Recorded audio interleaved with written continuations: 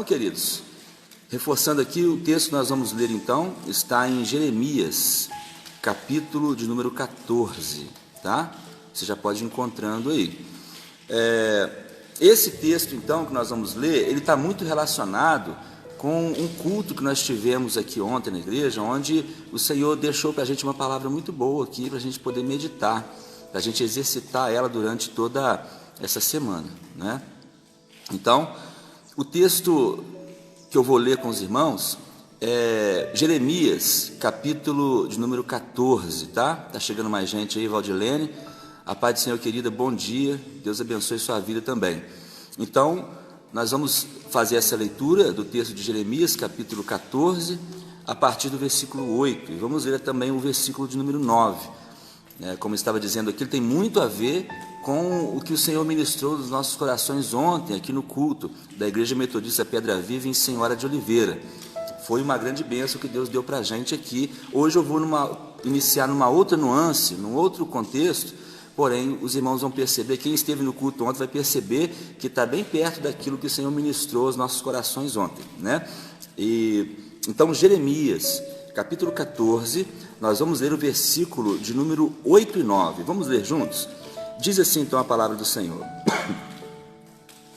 Ó esperança de Israel, redentor seu no tempo da angústia, por que serias como um estrangeiro na terra e como um viandante que se retira a passar a noite?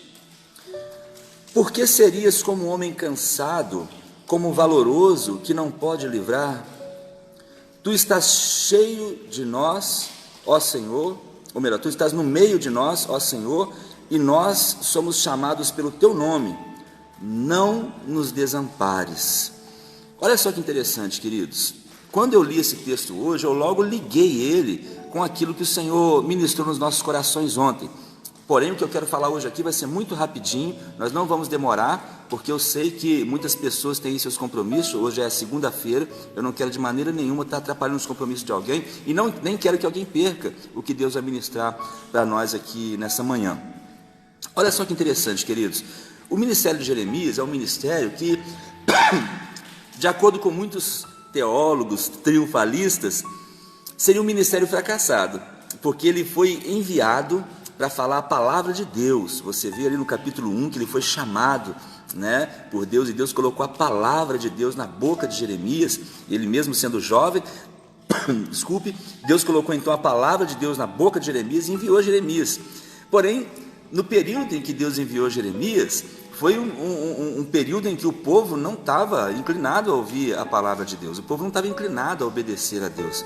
Então todo o ministério de Jeremias foi muito difícil para ele, porque Jeremias ministrava ao povo, Jeremias falava da palavra de Deus com o povo, mas o povo não estava inclinado a ouvir, o povo não estava inclinado a desejar aquilo que Deus tinha para dar para o povo. Então, Jeremias, talvez se fosse no tempo de hoje, segundo algumas teologias aí, seria um camarada de ministério fracassado, porque tudo que Jeremias falava, o povo não acreditava. Jeremias ministrava e as pessoas acreditavam mais naqueles falsos profetas do tempo do que nele, que era um enviado de Deus. E Deus, insistentemente, como misericordioso que é, como amoroso que é, ainda insistiu no ministério de Jeremias para que as pessoas se inclinassem para Deus e Deus não precisasse de, então, enviar ao povo uma correção, um castigo, não é? E aqui quando a gente vai ler então esse texto de Jeremias, capítulo 14, versículo 8, a gente vê como estava a condição de Deus com relação ao povo, e é o que a gente falou ontem aqui, e eu quero fazer até uma pergunta agora, queridos. Deus, na sua vida, Ele é uma pessoa que mora no seu coração, ou Ele passa de vez em quando na sua vida, e mesmo assim por necessidade?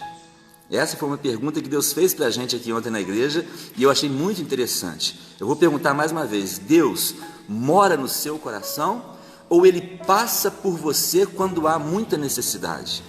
Porque isso vai fazer toda a diferença na nossa vida, meu irmão. Imagine, Tem pessoas, queridos, que vivem uma frustração diária, tem pessoas que vivem uma falta de paz, uma irritabilidade, uma loucura na sua vida. Por quê? Porque o coração dela não tem sido visitado por Deus de uma maneira, visitado não, o coração dela não é uma morada de Deus para que Deus esteja com ela, ministrando paz, ministrando entendimento, ministrando sabedoria, ministrando escapes, ministrando discernimento em todo o tempo. Então a pessoa, ela vive buscando aquele socorro de Deus, sabe, vive buscando aquela escape de Deus, buscando a ajuda de Deus de maneira incessante, e fica pedindo: Deus, tem misericórdia, oh Deus, me ajuda, ai Deus, mais uma luta, tem misericórdia de mim. Olha, cristão não vive assim. Talvez agora eu vou chocar com algumas pessoas, mas o verdadeiro servo de Deus, ele não vive nessa angústia na sua vida. Ele não vive nessa luta constante, só pedindo misericórdia e tomando decisões erradas, e se dando mal aqui, e se dando mal ali. Olha, o cristão, ele não vive assim. O cristão vive lutas, mas as lutas que o cristão vive, elas estão do lado de fora, porque do lado de dentro do cristão, quando Deus mora dentro de mim, mora dentro de você, a gente, mesmo em meio à guerra, a gente tem paz. Mesmo com medo, a gente sente segurança. É até um paradoxo que muitas pessoas não conseguem entender bem. Como é que pode a gente viver angústias, mas ainda assim ter uma grande esperança e uma grande fé? Como é que pode eu viver uma perseguição, não é? Eu viver lutas e ameaças na minha vida e ainda assim sentir um conforto no meu coração?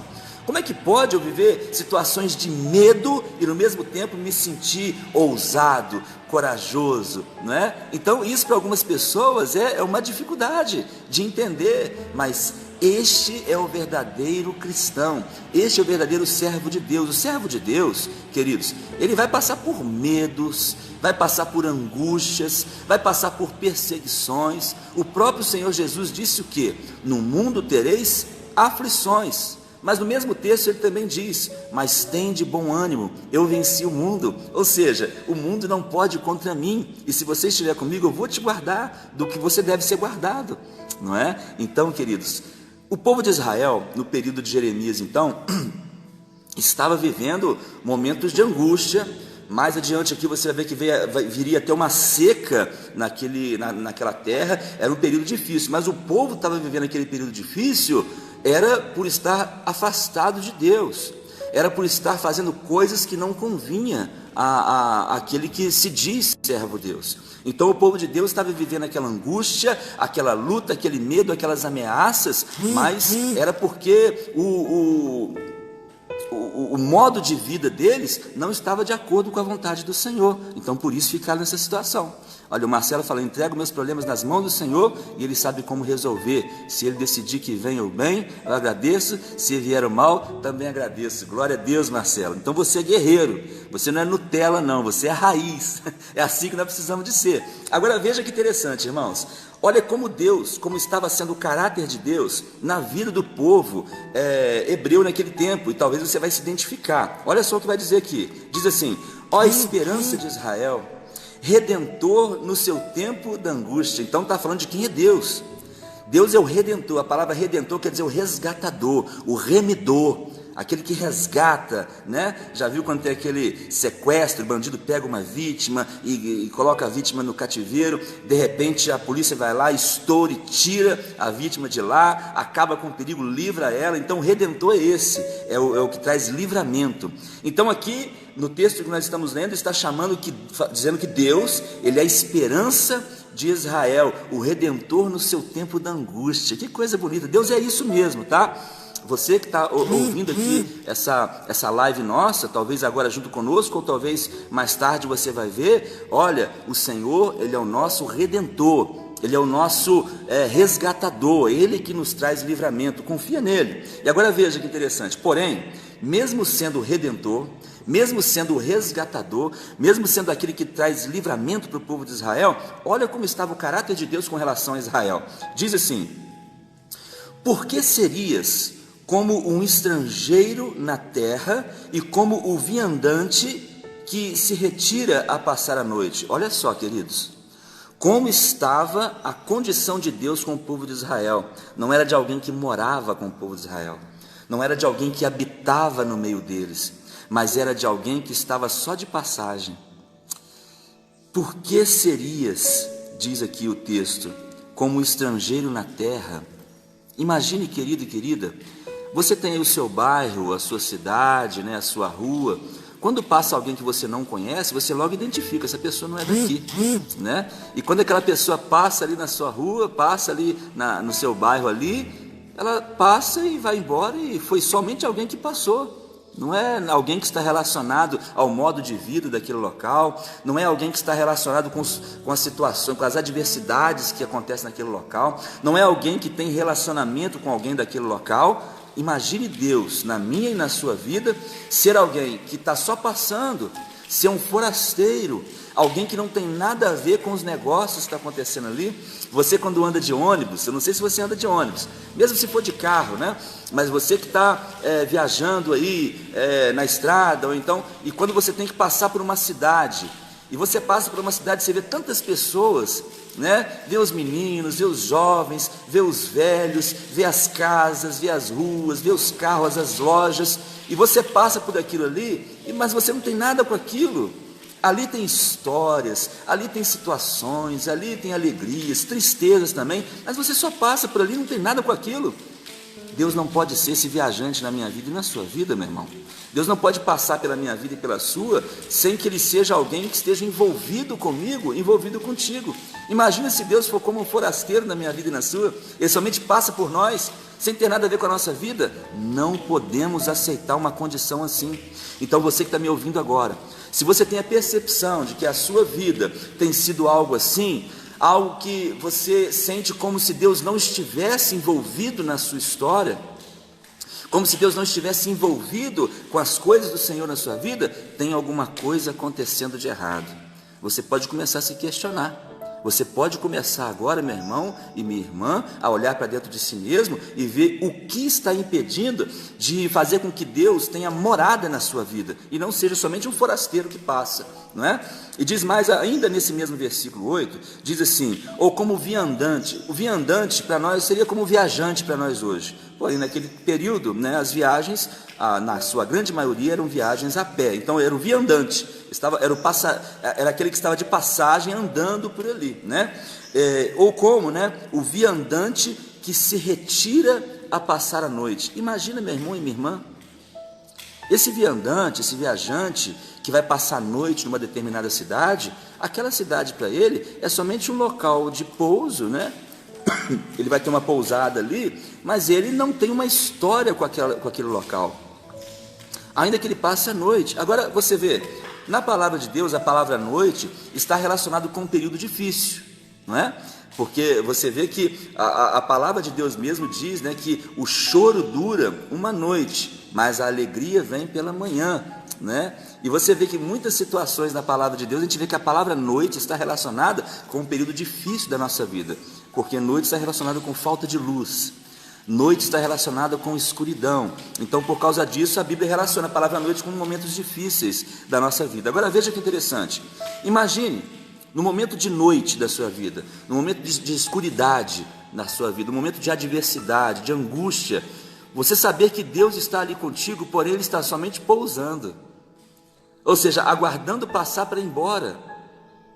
Querido e querida, se você está vivendo um período desse na sua vida, vivendo um período onde você percebe que Deus até está ali, porque Deus está em todos os lugares, mas Deus está envolvido em todas as coisas, aqui a gente deve parar para pensar. Deus está em todos os lugares, Deus está na sua casa. Você que está ouvindo agora esse vídeo, Deus está na sua casa. Mas eu pergunto, Deus está envolvido com a sua vida? Envolvido com a sua história? Será que está? E aí então você pode começar a se questionar e se perguntar nisso, meu irmão e minha irmã. Pastor, como é que eu faço para saber se Deus está envolvido com a minha história?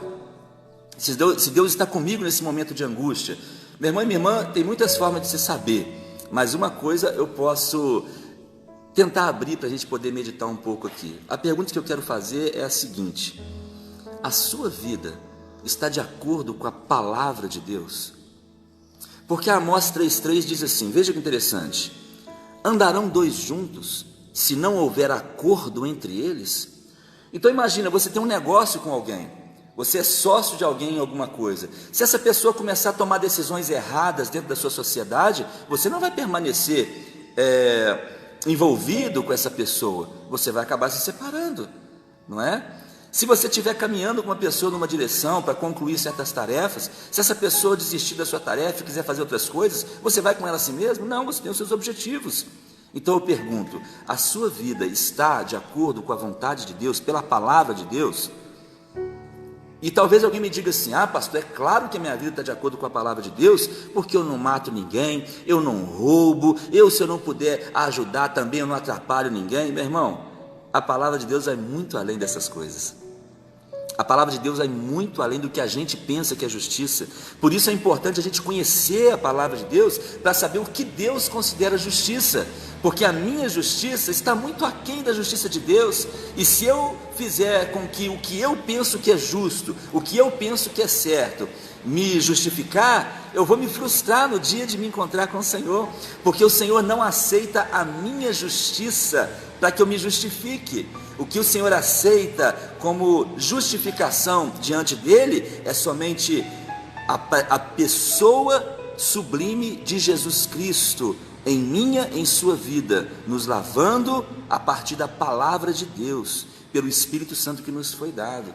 Então, veja bem que interessante, queridos. Você tem essa sensação de que no momento que você mais precisa de Deus, parece que Deus não é contigo, você fica naquela incerteza, aquela incredulidade, aquela dúvida, aquela falta de fé? Pode ser que você esteja certo, eu não sei, porque eu não conheço todos que estão aqui ouvindo essa palavra, mas uma coisa eu posso te dizer: se a sua vida não estiver de acordo com a palavra de Deus, se você não tem buscado solução para a sua vida na palavra de Deus, se você não tem uma pessoa que te ensina a palavra de Deus, que tira as suas dúvidas na palavra de Deus, meu querido e minha querida, você está correndo um grande risco de não ter Deus na sua vida.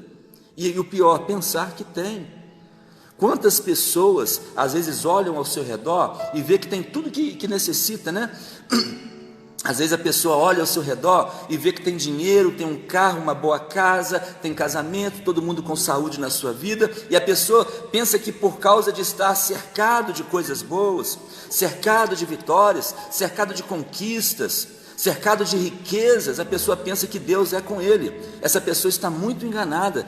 Deus, meu irmão e minha irmã, ele não consiste em bebida e nem comida, mas é paz, alegria e justiça no Espírito Santo, como diz Paulo aos Romanos. Oi, Vera Bárbara, Deus abençoe sua vida, minha querida. Agora, observe que coisa interessante, meu irmão e minha irmã. Quando nós lemos aqui o texto de Jeremias 14, onde Deus na verdade era um passageiro tão somente para aquele povo então, embora soubesse que Deus estava ali no meio deles, eles percebiam que Deus não era com eles. Então, meu irmão e minha irmã, Deus estar conosco, isso é muito bom. Deus estar onde nós estamos, isso é muito bom, mas é muito pouco relacionado às nossas necessidades. Deus não pode somente estar onde eu estou. Muitas vezes você vai entrar num ônibus e vai sentar do lado de pessoas que vão estar viajando na mesma direção que você, mas a pessoa não tem nada a ver contigo. Deus não pode ser um passageiro na nossa vida, meu irmão e minha irmã. Deus tem que ser o autor da nossa história.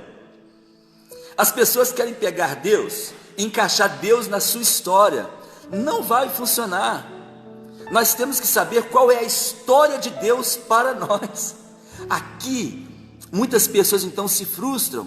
Olha o que eu vou te dizer agora, queridos. Quantas pessoas que buscam num pastor, às vezes aconselhamento, isso acontece muito comigo. As pessoas vêm pedir conselhos, a pessoa vem pedir uma orientação, só que a pessoa já vem com os seus desejos, já diante da gente. E as pessoas falam: pastor, eu queria que acontecesse isso. Fala com Deus. Ora aí, porque eu quero que aconteça isso na minha vida. E eu sempre pergunto: mas você sabe se Deus quer que aconteça isso na sua vida? Será que é isso que Deus tem para a sua vida? Será que basta uma oração e vai acontecer o que você quer? Será que Deus é nosso garçom? Será que Deus é refém dos nossos desejos? Irmãos, não vamos nos enganar. Deus, ele não é um servo do homem. É o homem quem precisa servir a Deus.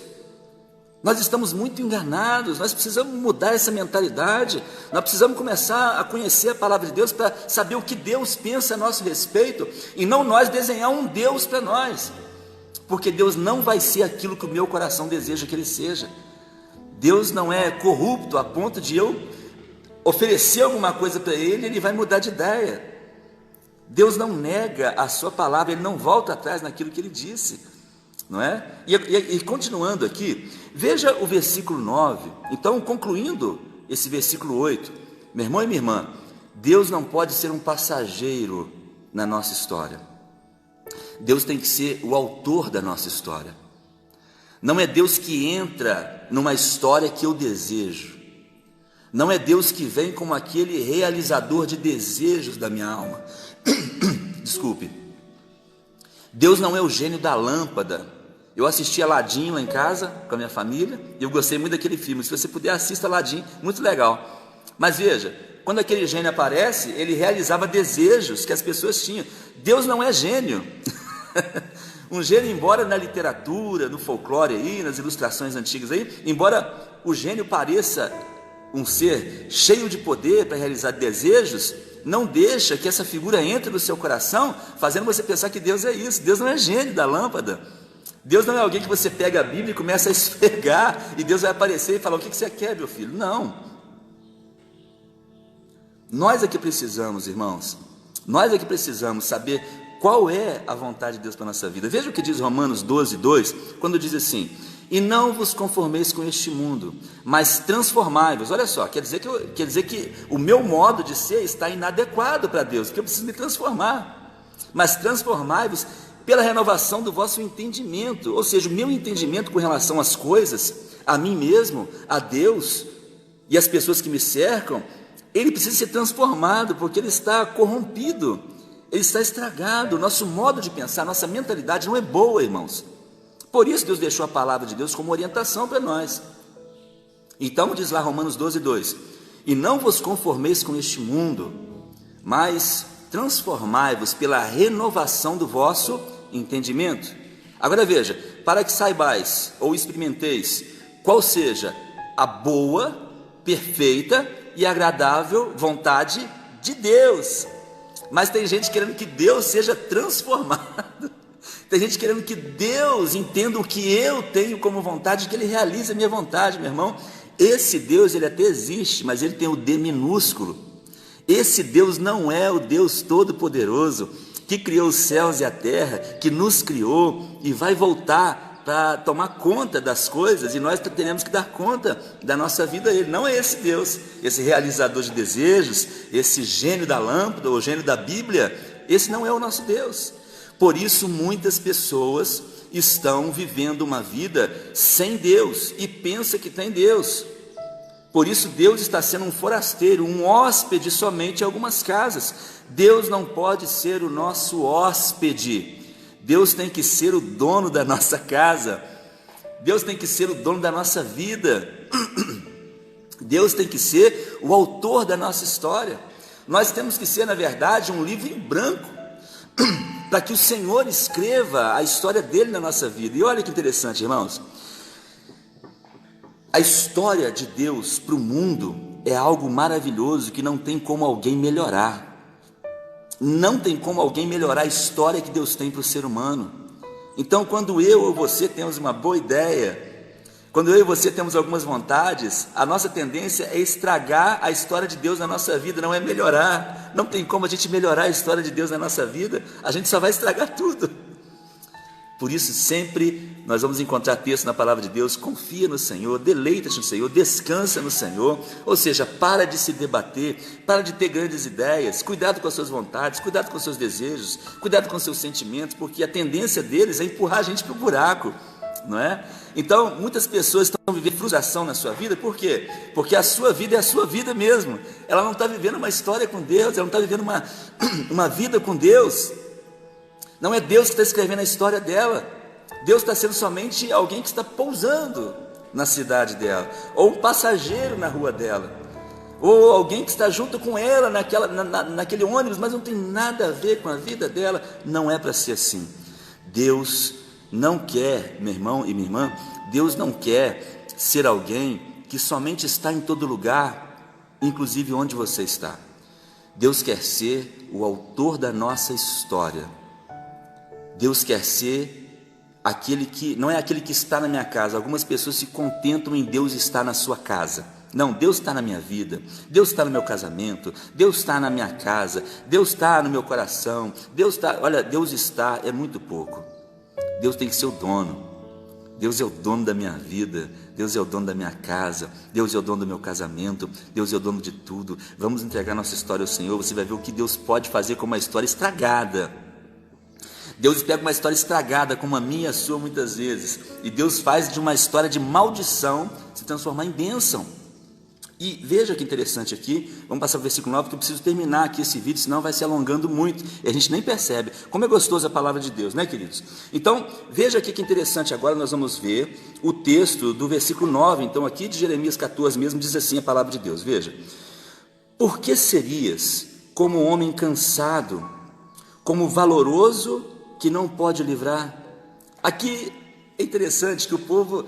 Jeremias numa oração dizendo aqui para Deus, por que serias, né? Ou Jeremias dizendo também ao povo, por que serias como o homem cansado, né? Imagina Deus na minha vida e na sua, ele tem a figura de um homem cansado. Para começar, Deus não tem nada a ver com homem.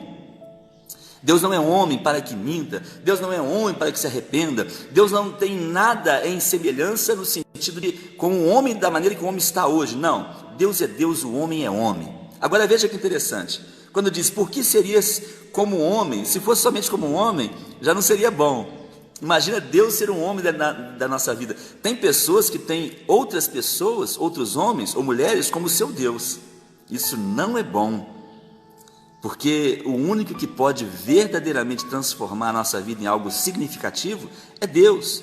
Se nós temos confiado em homens, a gente vai acabar se dando mal, né? Uns confiam em carros e cavalos, outros confiam em tantas outras coisas, uns confiam até em homens, mas nós faremos menção do teu nome, Senhor. Nós faremos menção do nome do Senhor dos Exércitos. É nele que está a nossa confiança. E quando eu digo isso, é claro, não vamos tomar essa palavra como uma coisa radical, dizendo que você não pode confiar em ninguém mais. Não é isso que eu estou dizendo. Às vezes Deus vai usar pessoas para te ajudar, sim, tá? Vai colocar pessoas como anjos na sua vida para cooperar com você, e você também precisa ser um anjo na vida de alguém. Você precisa ser uma bênção na vida de alguém também, para cooperar também com o bem-estar e alegria e felicidade, a salvação de outras pessoas também. Então não vamos tomar aqui ao pé da letra certas modos de falar e enforcar a palavra de Deus, de maneira nenhuma, tá bom? Agora veja que interessante, queridos, Deus não é como homem, e o pior, homem cansado, como diz aqui no versículo 9. Imagina um homem cansado, né? Por que serias como um homem cansado? Ou seja, alguém que não pode mais realizar tanta coisa, alguém que não tem forças. Deus seria alguém assim? Deus não é alguém assim. Mas vamos concluir aqui, diz assim, por que serias como um homem cansado? Agora veja esse texto, como valoroso que não pode livrar. A palavra valoroso aqui está relacionado a alguém que tem poder, que tem autoridade. Nós vamos ver na palavra de Deus na Bíblia que quando diz assim que fulano de tal era valente e valoroso, essa palavra valoroso está relacionado com a moral, está às vezes relacionado com a honestidade, não é? Com fama, e muitas vezes também está relacionado com o poder que ele tem de resolver as questões, claro, pela ajuda de Deus. Mas por que seria como um valoroso, não é? Como valoroso que não pode livrar? Porque um homem valoroso seria aquele, no conceito da figura que está dizendo aqui, o valoroso é aquele que você vai lá e ele resolve as coisas.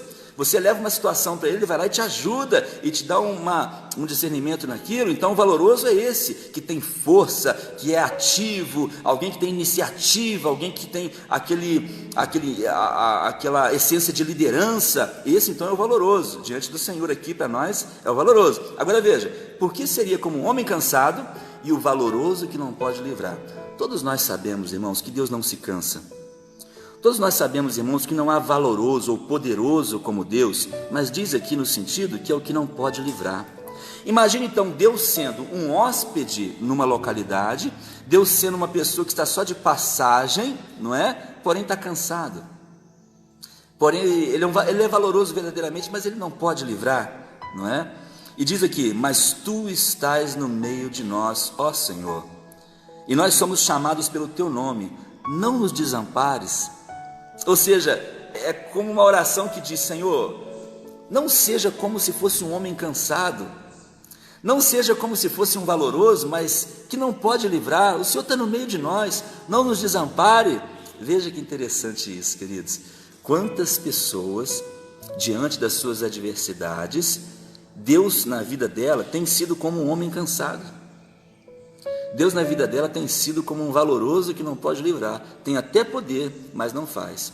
Quantas pessoas se questionam pensando assim: eu sei que Deus tem poder, eu sei que Deus me ama, eu sei que Ele pode fazer o que Ele quiser, mas por que Ele não me ajuda? Quantas pessoas têm esse questionamento? E às vezes, irmãos, o problema está não no que Deus pode ou não fazer, se Ele quer ou não fazer. Muitas vezes, eu posso dizer até todas as vezes, o problema está em mim e em você. Porque somos nós que estamos fazendo de Deus na nossa vida um hóspede. Somos nós que só buscamos a Deus no momento em que há aperto. Nós não estamos mantendo as nossas candeias cheias de azeite e com azeite reserva ainda numa vasilha à parte. Nós estamos querendo luz sim, mas só quando está escuro. A gente só quer saber de Deus quando as coisas apertam. A gente só busca a Deus quando a situação não tem mais jeito. E aí, irmãos, muitas vezes a resposta de Deus pode ser um não. Ou a resposta de Deus pode ser: espera, eu quero te mostrar ainda outras coisas. Ou seja, não chegou ainda ao fim do seu sofrimento para que você entenda que eu quero ser seu Deus o tempo todo e não um passageiro na sua vida. Então a culpa é nossa. E eu vou te falar um grande empecilho que muitas vezes acontece na minha vida e na sua, e foi o tema da mensagem de ontem. O texto que está em Mateus, se você tiver uma Bíblia perto de você, você pode abrir agora. Mateus capítulo de número 5. Um texto muito simples, muito lido, mas às vezes nós não damos a devida importância para esse texto. O texto que está no capítulo 5, 6 e 7, você sabe que é considerado, chamado, o título dele, nós chamamos aqui popularmente, no meio dos crentes, nós chamamos de o Sermão da Montanha, porque o capítulo 5, 6 e 7 foi um sermão de Jesus. E quando diz o Sermão da Montanha, é porque naquele período, quando um rabino, um pastor, ele estava então ministrando a palavra de Deus, geralmente ele ia para uma campina, para um campo, ou à beira do lago da Galileia, lugares assim, um lugar aberto, onde então a palavra dele pudesse percorrer um maior espaço, sem nenhuma barreira, sem nenhuma dificuldade, para que o povo todo então ouvisse a palavra de Deus, porque naquele tempo não existia microfone, naquele tempo não existia sistema de som, então teria que haver um lugar mais adequado possível para que a palavra de Deus fluísse então e todos compreendessem bem, não é? Então a questão do Sermão do Monte é que Jesus então certamente estava numa campina, num campo, e provavelmente ele estava num lugar mais elevado, onde as pessoas ficassem abaixo dele e onde o som da sua voz pudesse então alcançar a todos. Então por isso chamado Sermão da Montanha, onde os rabinos se retiravam para um lugar mais silencioso, num campo, num monte, quem sabe, e ali então ministrava a palavra às multidões. Todo o capítulo 5, 6 e 7 então é o Sermão da Montanha, foi um sermão de Jesus. E esse Sermão da Montanha, meu irmão e minha irmã, embora na nossa leitura ele pareça muito simples, mas ele tem mistérios e tesouros escondidos nele, que se a gente meditar e cavar, e cavar, e cavar, a gente percebe então maravilhas de Deus com relação à sua sabedoria dada para nós, Então eu quero ler um versículozinho só aqui do Sermão da Montanha, de um setor, de uma seção desse sermão, que é chamado de as bem-aventuranças, ou as beatitudes, que está aqui no capítulo 5, desde o versículo 1 até o versículo 12, é chamado aqui as beatitudes, Então, o versículo 8, ele fala uma coisa interessante. O versículo 8 fala assim, veja comigo: bem-aventurados, e a palavra bem-aventurado quer dizer felicíssimo, ou bem-aventurado quer dizer abençoado, Algumas versões mais atuais até dizem assim: como é feliz aquele que, Então, ou é tão feliz, Então, é o modo da gente entender essa palavra bem-aventurado. Talvez alguém tenha dificuldade, não tenha costume da leitura nessa versão, então fique sabendo, bem-aventurado quer dizer felicíssimo ou abençoado. E diz aqui então no versículo 8, veja: bem-aventurados os limpos de coração, porque eles verão a Deus. E agora veja que interessante, queridos, o que está relacionado à questão de Deus como um forasteiro na nossa vida e a questão do limpo de coração, bem-aventurado limpo de coração. Eu quero usar aqui da mesma alegoria, da mesma ilustração que nós usamos ontem aqui no culto aqui da nossa igreja. Imagine você, eu não sei se você já teve essa oportunidade de andar num matagal, um lugar sujo, onde o mato é alto, onde tem galhos, cipós, onde você não tem certeza de onde está andando, se pode aparecer ali um bicho, se pode aparecer ali um inseto, né, uma cobra, uma aranha, um escorpião, né, se pode aparecer qualquer outra coisa ali, uma coisa que vem te assustar, né, uma coisa que vem te causar alguma ferida, algum dano, e você está andando naquele local ali. Não é difícil andar num local desse? Um local onde você tenta andar e tem que ficar levando a mão para tirar galho, olhando onde está andando para ver se não vai se ferir, não sabe nem onde tem um buraco, alguma coisa assim, se tem algum inseto, um bicho ali, levantando a mão, e se uma coisa te esbarra, você logo leva um susto, não é? Então, um matagal, um local ruim assim, você só vai passar no lugar desse se for uma grande necessidade na sua vida. Veja que este é o mesmo cenário que Deus estava no texto de Jeremias capítulo 14. Veja que esse é o mesmo cenário. É um lugar onde Deus só vai se for de passagem. Você só entra num matagal, num local assim, se for de passagem, porque para você morar no lugar desse é impossível, não é? Então Deus muitas vezes ele é um forasteiro na nossa vida porque está impossível morar no nosso coração. Às vezes o nosso coração não está limpo o suficiente para que Deus habite, para que Deus more naquele local. Imagine o seguinte, meu irmão e minha irmã, eu não sei você, mas eu conheço muitas pessoas, e às vezes até na minha casa é assim também, né?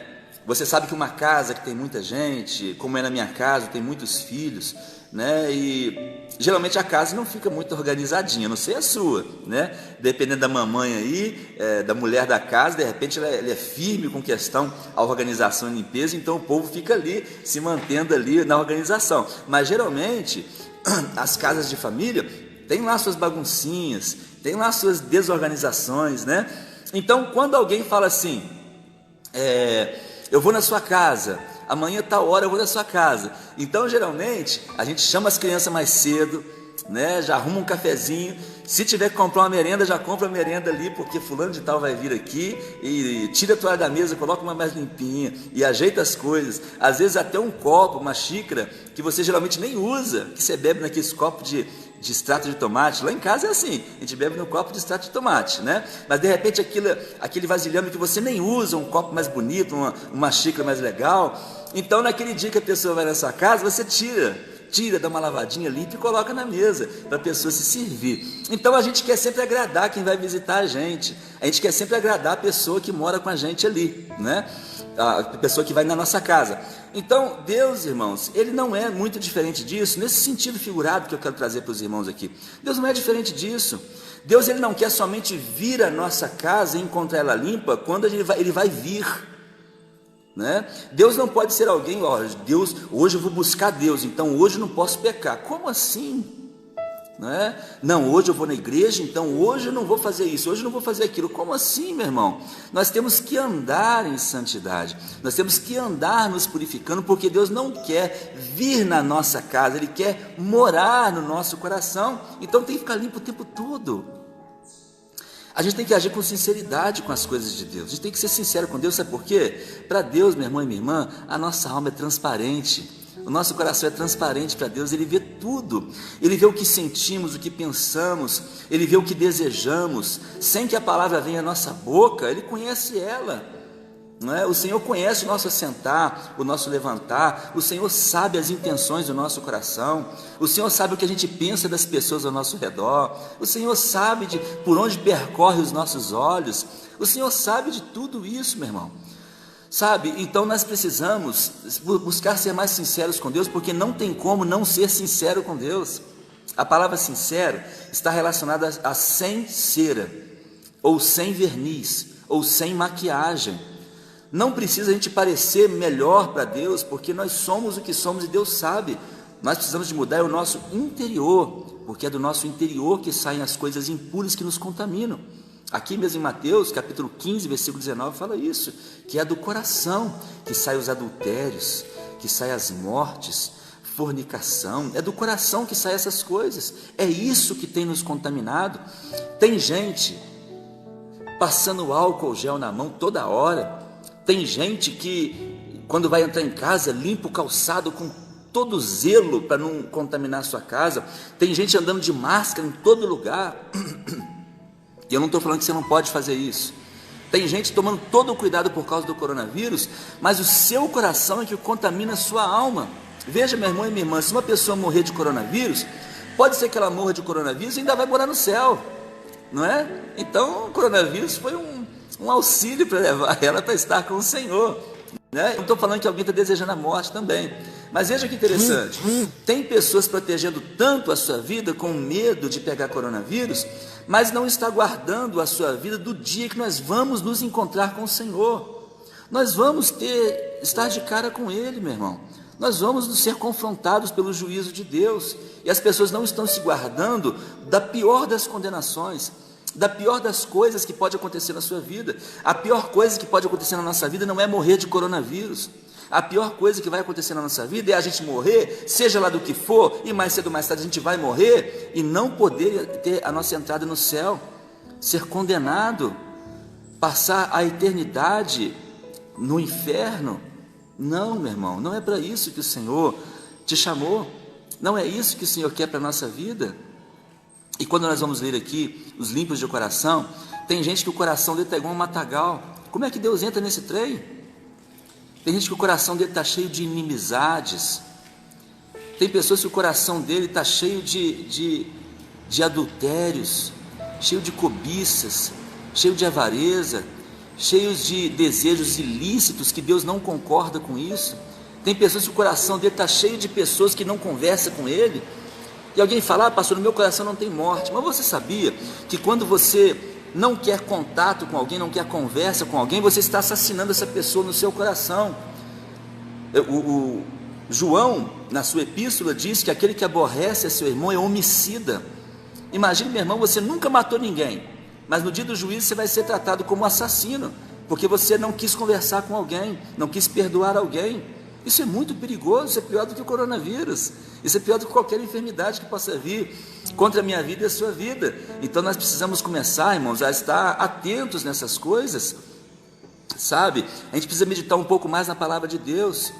Quando diz aqui bem-aventurados, são muitas bem-aventuranças. Eu quero terminar essa live aqui, então eu quero que você faça essa leitura em casa, leia Mateus capítulo 5, do 1 ao 12, e você vai ver que coisa interessante que vai falar aqui. Aliás, você pode ler até mais, você pode ler até o versículo 16, Mateus capítulo 5, do 1 ao 16, faça essa leitura, mas não leia uma vez só, ali tá bom, não, faça essa leitura e examine a escritura, examine o texto, medite no que está sendo dito ali, veja que essa palavra é Deus falando comigo, com você, não é uma informação que eu estou adquirindo, não, é Deus falando.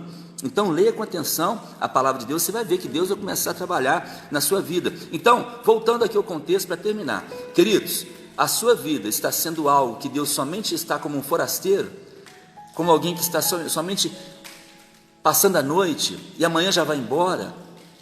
Meu irmão e minha irmã, Deus tem coisas sobrenaturais para realizar na nossa vida. Deus tem coisas tremendas para fazer na minha vida, na sua vida e em outras vidas a partir da nossa vida. Mas nós precisamos ter o nosso coração limpo para que Deus possa ter livre acesso.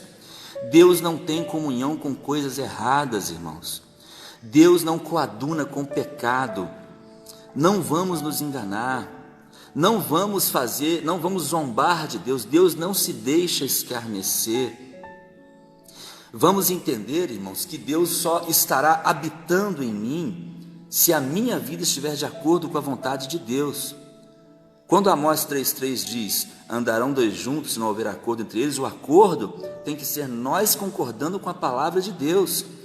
Sabe, nós precisamos de estudar a palavra de Deus, precisamos de buscar a Deus. Eu quero até me colocar à sua disposição. Se alguém aí estiver vendo esse vídeo e tem alguma dúvida e precisa de alguma oração, algum aconselhamento, nos procure. que eu quero estar batendo um papo com você, quero estar orando contigo, eu tenho certeza que isso vai ser uma bênção para a sua vida, porque foi para a minha vida. Quando eu precisei de Deus na minha vida, Deus colocou pessoas na minha vida para me ensinar, para orar por mim, para me ensinar a virar gente, para me ensinar a ser marido, a ser pai, a ser um homem. Deus então colocou pessoas diante de mim para me ajudar. Deus vai fazer a mesma coisa na sua vida. Eu quero também ser uma bênção na sua vida. Se você precisar, eu quero estar à sua disposição, tá bom?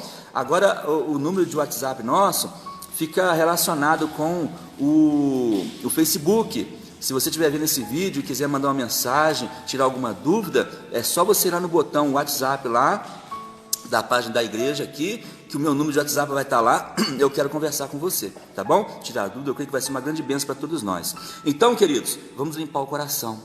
Pastor, como é que faz para limpar o coração? Como é que eu faço para tirar isso tudo da minha vida?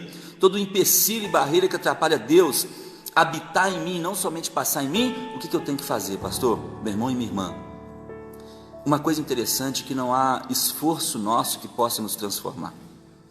Eu estava lendo hoje o 13º capítulo de Jeremias, o versículo 23, vou abrir aqui, Jeremias 13 e o versículo de número 23, eu vou ler e você vai entender bem o que está dizendo aqui a palavra do Senhor. Olha só o que diz: pode o etíope mudar a cor da sua pele?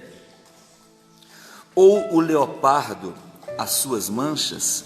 Então uma pergunta que o Senhor está fazendo para terminar agora, pergunta que o Senhor fez para nós: pode o etíope negro, né? Ou seja, pode o ser humano negro, branco, seja lá que for, que cor for, ele tem poder de mudar a cor da sua pele? A não ser que seja um Michael Jackson da vida aí, que vai tomar uns remédios aí, vai mexer com a sua melanina para tentar mudar. Mas fora isso, irmãos, pode alguém mudar a cor da sua pele? Eu amo a minha cor, eu sou negão, eu amo a minha cor. Eu posso mudar? Se eu quisesse mudar, não quero, mas se eu quisesse, poderia mudar? Claro que não, não tem como mudar alguma coisa que é intrínseco à minha natureza. E o leopardo mudar as suas manchas pode? Não pode mudar as suas manchas, porque é algo relacionado com a sua natureza, com a sua espécie, então não tem jeito. Agora eu vou ler mais uma vez o versículo e você vai entender o que eu estou querendo dizer. Fala assim, ó: pode o etíope mudar a sua pele, ou o leopardo as suas manchas? Nesse caso, ou seja, se pudesse o negro mudar sua cor, branco, loiro, sei lá quem, né? Ou o leopardo mudar as suas manchas, se ele pudesse fazer, diz aqui, ó: nesse caso, também vós podereis fazer o bem, sendo ensinados a fazer o mal. Você entendeu? Então, veja bem, coração sujo, coração impuro, coração contaminado é algo relacionado à nossa natureza. Nós somos assim, nós temos essa tendência de pensar o mal, de fazer o mal. Nós temos essa tendência de trazer para o nosso coração ideias que não tem nada a ver com ideias de Deus.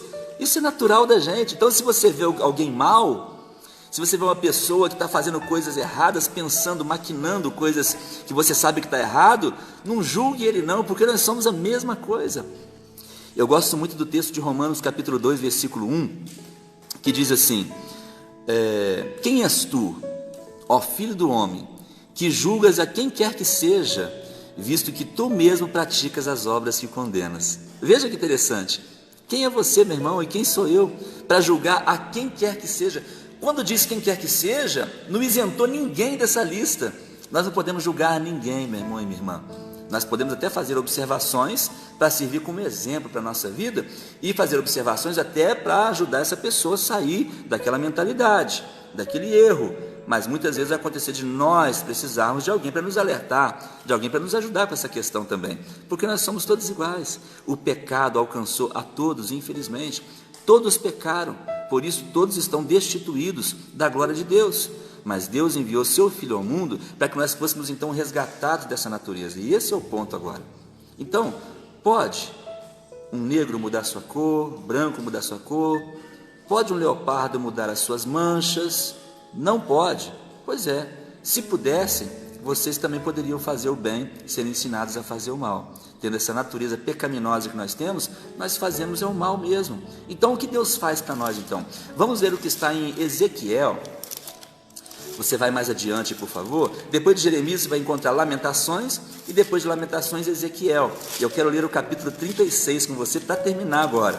Olha só o que diz, capítulo 36 de Ezequiel. Nós vamos ler o versículo de número. Vamos ler a partir do 24, é um texto um pouquinho extenso, do 24 até o 28. Vamos tentar ler isso aqui. São 4 versículos aqui que vão trazer 5 versículos que vão trazer bom entendimento para nós aqui. Então, olha só, pastor, eu estou com o coração sujo, meu coração é impuro, tem hora que minha mente viaja pensando em fazer coisas que eu sei que Deus não quer. Como é que eu faço? Eu faço força para parar? Ou eu peço socorro a Deus para que Ele faça um milagre na minha vida? Vamos pedir socorro a Deus. Porque, irmãos, se a nossa justiça pudesse fazer alguma coisa para nos ajudar, a gente estava se esforçando, é claro, existe o esforço humano. A gente sempre ensina a questão da sinergia, não é? Deus trabalha fazendo milagres em nós, mudando a nossa natureza, enquanto o nosso coração deseja essa mudança em nós. Então tem que ter uma sinergia, tem que haver concordância entre nós e Deus. E Deus usa a palavra de Deus para nos ensinar a desejar o que Ele quer para a nossa vida. Deus usa a palavra de Deus para nos mostrar como é melhor viver a história de Deus na minha vida do que tentar trazer Deus para a minha história. Não vai funcionar isso. Então diz aqui Ezequiel capítulo 36, o versículo 24, vai dizer assim a palavra do Senhor, para terminar, olha só: e vos tomarei dentre as nações, e vos congregarei de todos os países, e vos trarei para a vossa terra. Veja, o verbo dizendo que Deus vai fazer, né? Tomarei, congregarei e trarei. E o 25 fala assim: então espalharei. Veja que tudo é Deus fazendo, não é? Então espalharei água pura sobre vós. Água pura é a palavra de Deus. Água pura sobre vós, e ficareis purificados. E de todas as vossas imundícias e de todos os vossos ídolos vos purificarei. Ou seja, pelo conhecimento da palavra de Deus, a gente vai saber então analisar as intenções do nosso coração, e a gente então vai fugir daquilo que não agrada a Deus. Isso então é purificação.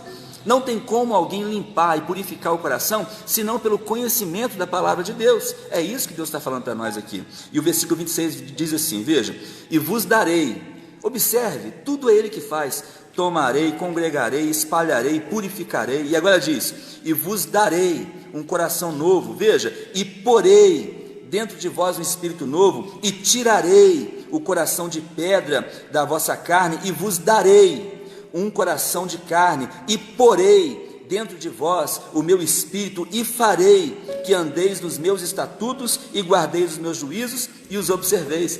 Veja que o fim de toda a vontade de Deus, eu farei, tirarei, porei, espalharei, purificarei. Todos esses verbos dizendo que Deus vai fazer, está tudo na parte dele, e o resultado da ação de Deus está em nós. Seremos purificados, perdoados, teremos em nós um coração novo, vamos guardar os juízos e os estatutos de Deus. Então veja, nós somos o resultado do trabalho que Deus faz em nós. Não há em nós algum poder, não há em nós alguma dignidade, não há em nós alguma justiça que faça Deus ser refém da nossa história. Não, nós é que precisamos ver com Deus qual é a história que Ele tem para nós. Eu gosto muito no texto de Isaías capítulo 1, se não me engano, versículo 17 ou 18, acho que é 17, que diz assim: vinde, pois, arrazoemos. Ou seja, vamos conversar. E ele diz: vinde, pois, vamos arrazoemos, vamos bater um papo. E ele diz mais, ele diz: se os vossos pecados for como a escarlata, escuros, se o vosso pecado for muito negro, se o vosso pecado for alguma coisa obscura na sua vida, meu irmão e minha irmã, e aqui só abrir um parênteses aqui, a palavra negro aqui não está relacionada à raça negra dos seres humanos não, tá bom, queridos? Negro aqui é uma coisa escura, tá bom? Uma coisa no sentido ruim da palavra. Então veja que interessante, queridos, aqui, então se o seu pecado for obscuro como a escarlata, eu tornarei branco como a branca lã. Ou seja, eu vou te purificar, eu vou te limpar. Tá bom, queridos? Deus tem um propósito na nossa vida, Deus tem algo para mim e para você, e não adianta a gente tentar fazer Deus parte da minha vida. Não, Deus tem uma história para mim e para você, e Ele quer que nós entremos nela. Então, meu irmão e minha irmã, eu quero aqui fechar essa live com uma oração pela nossa vida, tá bom? pela nossa família, nosso casamento. Quero orar junto com você aqui, quero que você ore comigo também, se você tiver essa oportunidade aí, ore comigo, tá bom? Oremos então. Senhor Deus, nós te agradecemos por este pequeno momento, essa meditação que tivemos aqui. Quero te louvar porque o Senhor nos tem dado entendimento, o Senhor nos tem dado graça, para que nós possamos ter a oportunidade de fazer parte da tua história na nossa vida. Muito obrigado, Senhor, porque hoje, lendo aqui essa palavra, eu tenho certeza que muitas pessoas se sentirão tocadas para que possam ser transformadas. Nos mostra, Senhor, nos mostra em nosso coração se há algum caminho mau, nos mostra em nosso coração se nossas decisões têm sido equivocadas, nos mostra porque nós precisamos da tua orientação, nós precisamos da tua luz para que nós possamos viver. Nos enche do conhecimento do Senhor, nos dá discernimento e graça para que nós possamos romper, ó Pai, com todos os laços do pecado, com todos os laços do mundanismo e que nós possamos, ó Pai, a cada dia mais avançar em graça, em conhecimento, em amor e que nós possamos ser salvos, purificados, porque já já vem o dia da tua volta, já já vem o nosso reencontro contigo, ó Pai, e nós queremos ser ávidos por dignos de estar de pé diante do Senhor naquele dia. É o que nós te pedimos, Pai. Se houver alguém agora aqui assistindo essa live ou este vídeo, Senhor, e talvez sente no seu coração uma grande frustração, sente no seu coração vazio, que esse coração seja tocado neste momento e que o Senhor venha colocar dentro dessa pessoa a esperança, a fé e o amor para que ela encontre a luz do Senhor e seja totalmente transformada. É o que nós te pedimos nessa manhã, Pai, em nome de Jesus Cristo. Amém. Tá bom, queridos? Deus abençoe poderosamente a sua vida. Muito obrigado a todos que participaram aí, tá bom? Todos que estiveram conosco aí, que Deus abençoe poderosamente a sua vida. Alô, Marcelão, Deus te abençoe, meu querido. Fique na paz. Eu encerro aqui então essa live.